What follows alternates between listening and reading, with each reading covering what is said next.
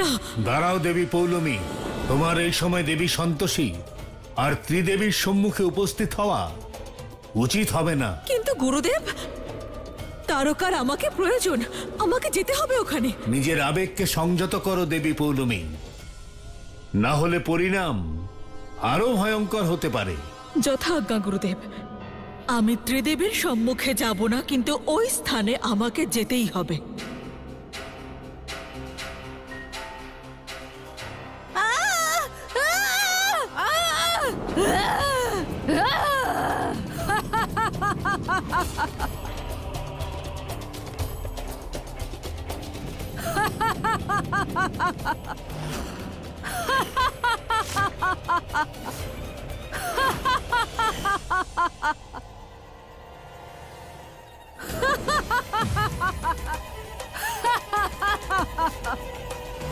তাহলে এটা তুমি অসুরপুত্রী তারকা, যাকে দেবী পৌলমী ওই দুর্বল নারীর উপর আঘাত করতে পৃথিবী লোকে পাঠিয়েছিলেন। আমাকে যেতে দাও, না হলে আমি সবাইকে শেষ করে দেব।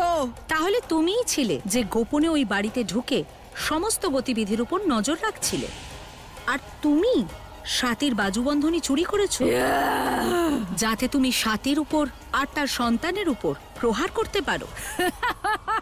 তারকা, মনে হয় তোমাদের অসুরদের দেবতাদের শক্তি সম্বন্ধে কোনো ধারণাই নেই। দেখলে কত সহজেই বিঘ্নহর্তা শ্রী গণেশ তোমাকে খুঁজে পেয়ে গেলেন। আর এবার তোমার যা পরিণাম হবে তা অসুরকুল নিজেদের স্বপ্নেও ভাবতে পারে না। হ্যাঁ দেবর্ষি, ওর যোগ্য শাস্তি অবশ্যই পাওয়া উচিত, যেমন মহিষী পেয়েছিল, যাতে ভবিষ্যতে কোনো অসুর দেবতাদের বিরুদ্ধে কোনো রকম ষড়যন্ত্র করার দুঃসাহস না দেখাতে পারে।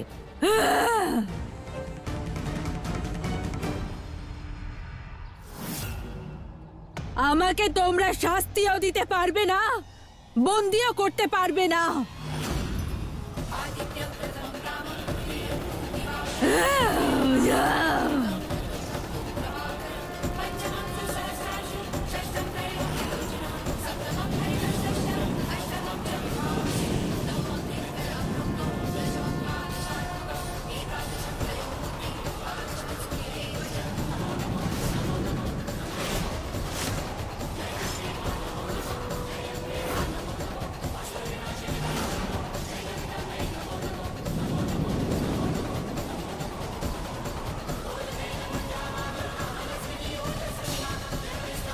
অদ্ভুত!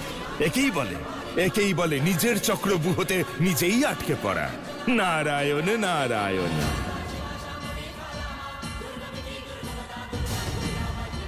পিতাকে অসংখ্য ধন্যবাদ, কারণ উনিই আমাদের এই অসুর কন্যার অস্তিত্বের সঙ্গে পরিচয় করিয়েছেন। নয়তো ও ভক্ত সাথীর জীবনে না জানি আরো কত সংকট ডেকে আনত। আরো বড় কোনো অনিষ্ট হওয়ার পূর্বেই আমরা তিনজনের মধ্যে দুজন অসুরপুত্রীকে শাস্তি দিয়েছি। এবার অন্তিম প্রহারের সময় ওই তৃতীয় অসুরপুত্রীর উপর।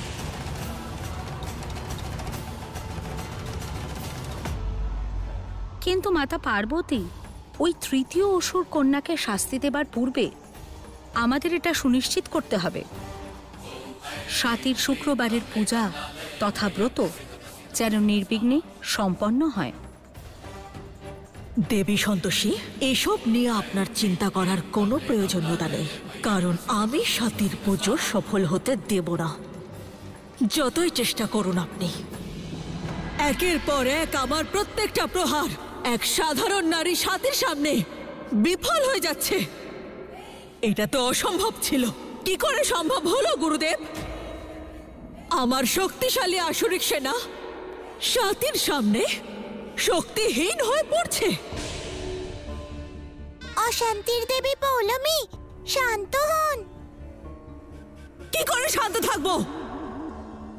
এখনো শান্ত থাকলে আমি দেবী দেবতাদের বিরুদ্ধে এই যুদ্ধে জয়ী হতে পারবো কি করে? জয়ী হওয়া তো দূরের কথা, দেবতাদের বিরুদ্ধে আমি যুদ্ধ ঘোষণাই বা করবো কি করে? কি করে বধ করবো আমি সাতির ওই বিশেষ শিশুকে? যার উপর ত্রিদেবীর আশীর্বাদ রয়েছে। আমি তো প্রায় অস্ত্রহীন হয়ে পড়েছি। এমনকি আমার দ্বারা নির্মিত 3 শক্তিশালী অসুর কন্যা, তাদের মধ্যে 2 জন ব্যর্থ হয়েছে। এখন আমাদের কাছে একমাত্র অস্ত্র পুতনা অবশিষ্ট রয়েছে। পুতনা, তোমাকে যেভাবেই হোক তোমার লক্ষ্য ভেদ করতে হবে, নয়তো সমগ্র অসুর প্রজাতির বিশ্বাস আমার উপর থেকে উঠে যাবে। এটা কখনোই সম্ভব নয় অসুর রানী পৌলমী। আপনার এই যোদ্ধা পুতনা নিজের আসরিক শক্তির দ্বারা আপনার বিশ্বাসকে সর্বদা রক্ষা করবে। আপনি শুধু একবার আদেশ করুন, দেখুন যে কিভাবে আমি আমার রানী, আমার গুরু এবং আসরিক ধর্মের মান রক্ষা করি। আমাদের বিরোধী পক্ষের বিনাশ নিশ্চিত। অনুমতি দিন অসুর রানী পৌলমী। পুতনা,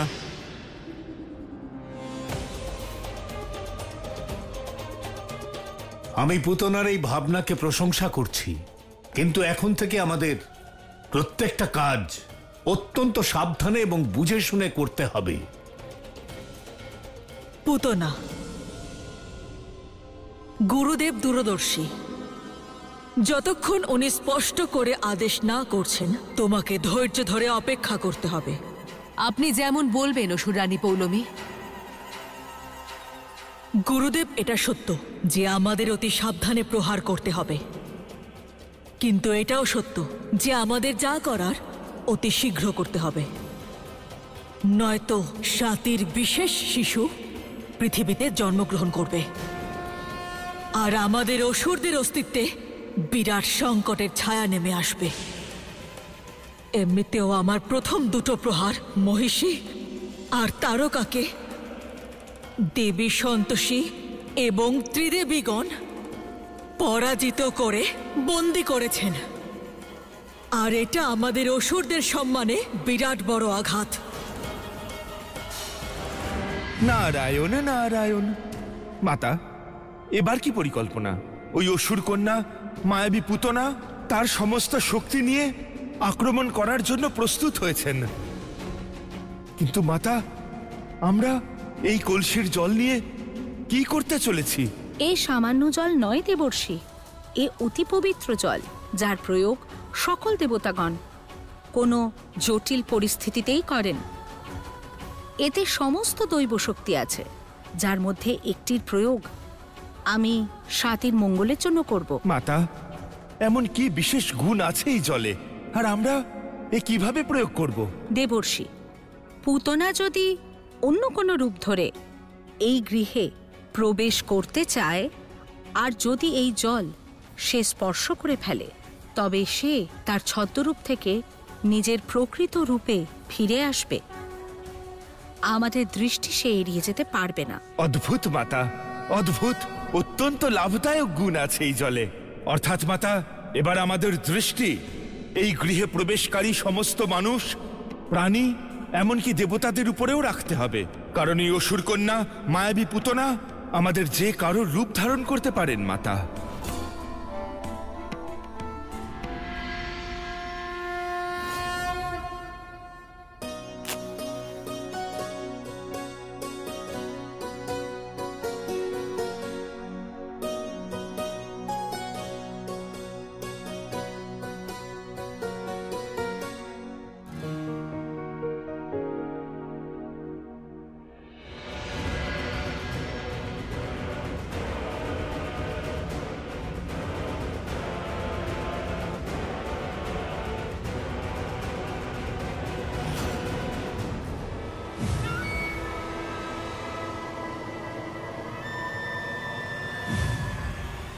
মাতা, অবিশ্বাস্য!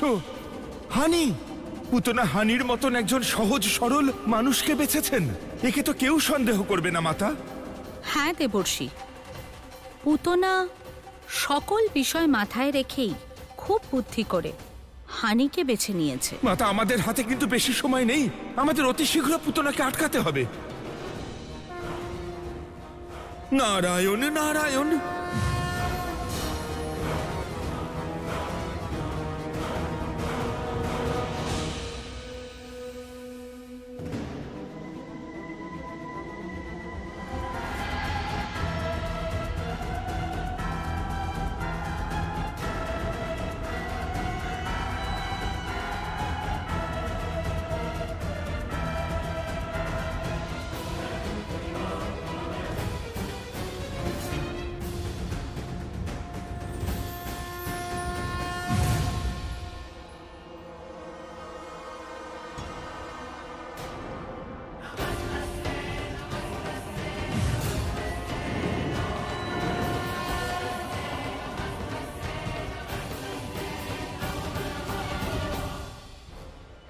যে অবস্থায় আছো সেই অবস্থাতেই বন্দী হও পুতনা। তোমার ছদ্মবেশের রহস্য উন্মোচিত হয়েছে।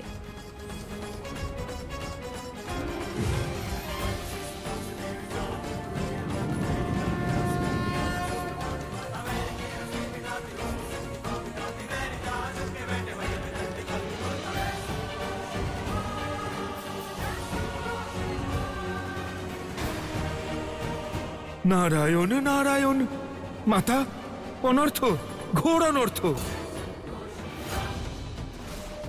এই অসুর কন্যা এই পুষ্পগুলিকে স্পর্শ করে তাদের অপবিত্র করেছেন। বুঝতে পেরে গেছেন আপনি আপনার সামর্থ্য দেবী সন্তোষী?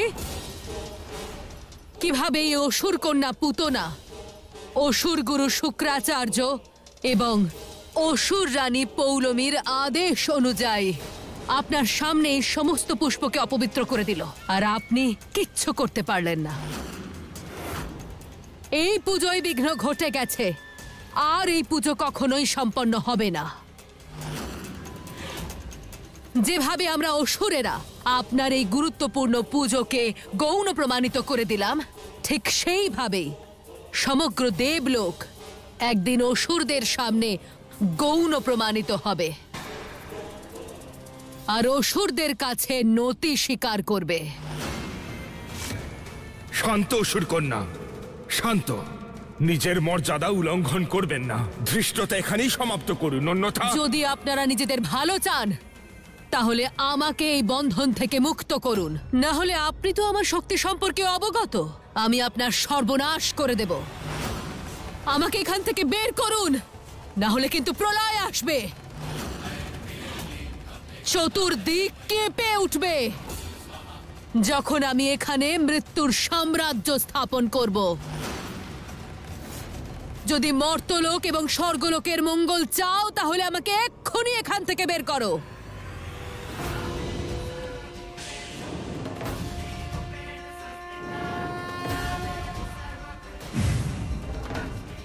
মাতা, কি করব আমরা এই অসুর কন্যাকে নিয়ে? ওর সঙ্গে আমরা সেটাই করব যা পিতা শ্রী গণেশ এবং শ্রীদেবী করতে বলবেন।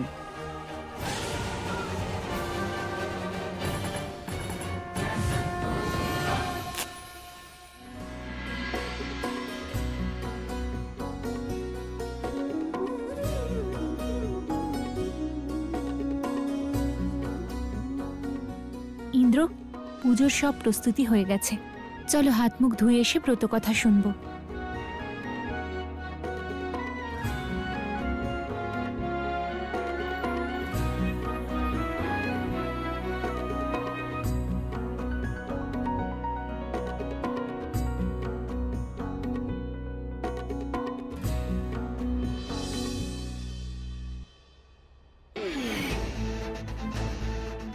ওরা তো পুজোর সব ব্যবস্থা করে ফেলেছে।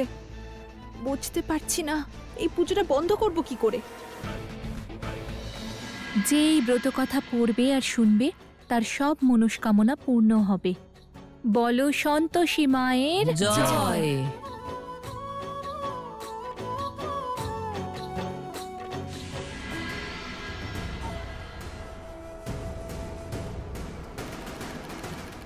আজ থেকে তুমি আমার বশবর্তী। আজ থেকে তুমিও অসুরদের মতো দুষ্ট বুদ্ধির নারী, কারণ তোমার আর আমার লক্ষ্য একই, স্বাতীর বিনাশ। এখন তুমি যাই করবে আমার ইচ্ছানুসারে করবে।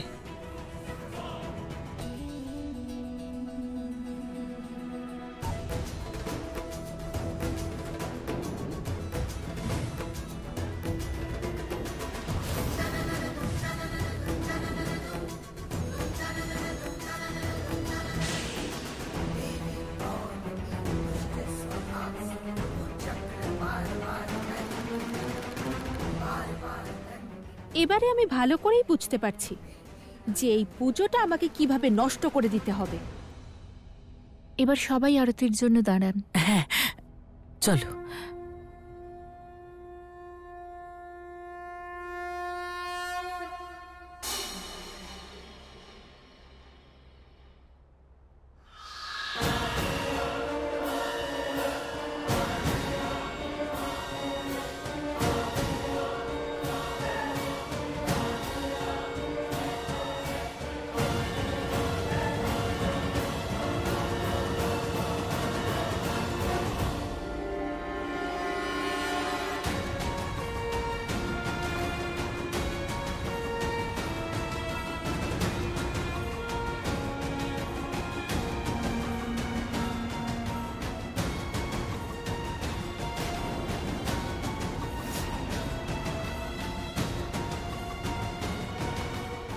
হে মা সন্তোষী, এসব কি হচ্ছে?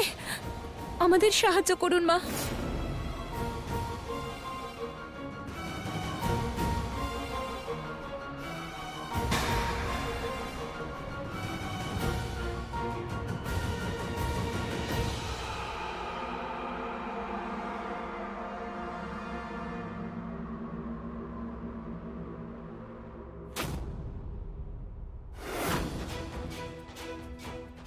ইন্দ্র, এতে ঘি শেষ হয়ে গেছে, 1 মিনিট ধরো।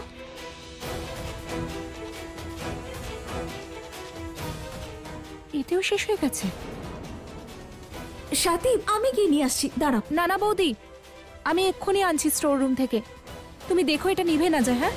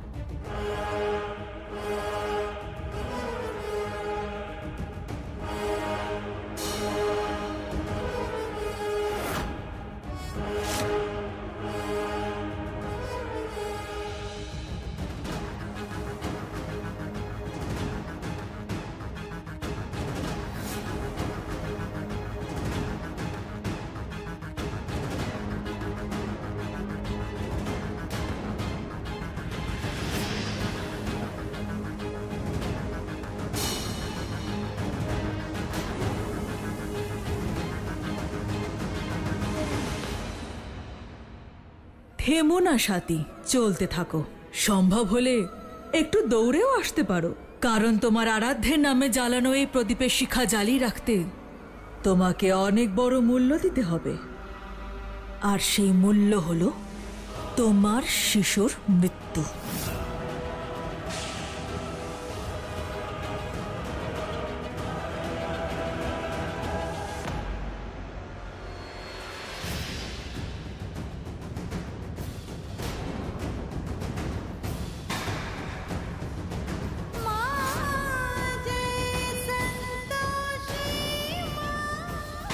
না,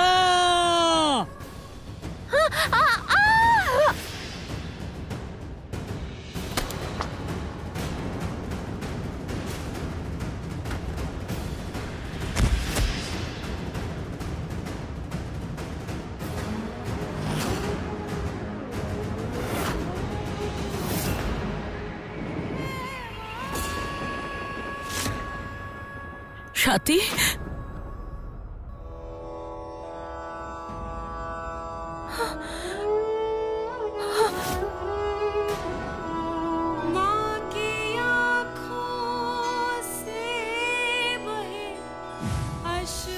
নারায়ণ নারায়ণ।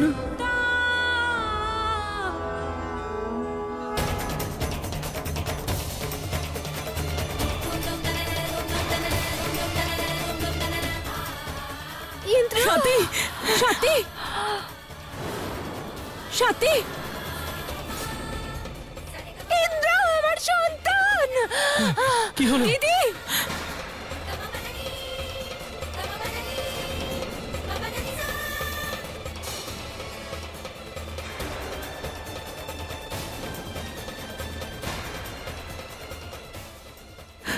কিছু হতে দেবো না তোমার।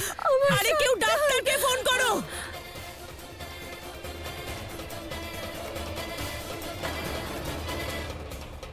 হ্যাঁ হ্যাঁ, আমি সিংহাসন সিংহ বলছি। তাড়াতাড়ি বাড়িতে আসুন, এমার্জেন্সি। আরে অন্য রুগীদের ছাড়ুন, নইলে আপনাকে আমি রুগী বানিয়ে দেবো। তাড়াতাড়ি চলে আসুন এখানে।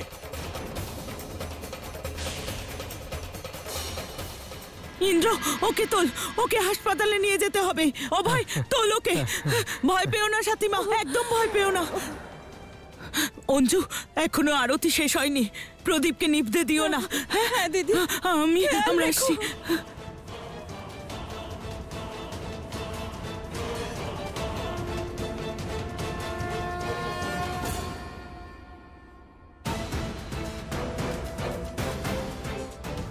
আপনার আগমন হলো অবশেষে দেবী সন্তোষী। এই কথনটা সত্য, যখন কারোর সময় ঘনিয়ে আসে তখন তার বিবেকের মৃত্যু ঘটে। হয়তো আপনারও বিবেকের মৃত্যু ঘটেছে। কার সময় ঘনিয়ে এসেছে আর কার বিবেকের মৃত্যু হবে সে তো আগামী সময়ই বলে দেবে দেবী পৌলমী।